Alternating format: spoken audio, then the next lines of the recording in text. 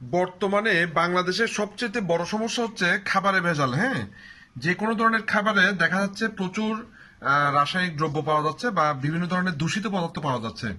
তো বিজ্ঞানীরা এবং স্বাস্থ্য বিশেষজ্ঞরা বলতেছে খাবার পিউরিফাই করে খাওয়ার জন্য, কিন্তু বাংলাদেশে যে কোনো ধরনের খাবার পিউরিফাই করার জন্য আসলে কোনো ধরনের ডিভাইস নেই।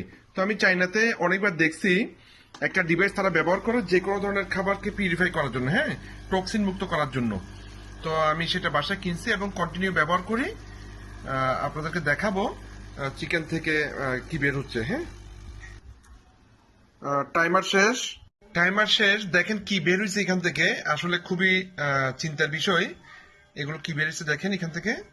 হ্যাঁ, এগুলোই আসলে আমাদের হার্ট ব্লক করতেছে এবং এই দূষিত পদার্থগুলোই আসলে আমাদেরকে অসুস্থ করে তুলতেছে। সুতরাং যে কোনো ধরনের খাবার আমি চেষ্টা করি এই ডিভাইসটা দিয়ে পিউরিফাই করার জন্য। এবং আপনারাও যদি এগুলো পিউরিফাই করেন তাহলে আপনারাও সুস্থ থাকতে পারবেন, ভালো থাকতে পারবেন। ভিডিওটি ভালো লাগলে শেয়ার করবেন। ধন্যবাদ।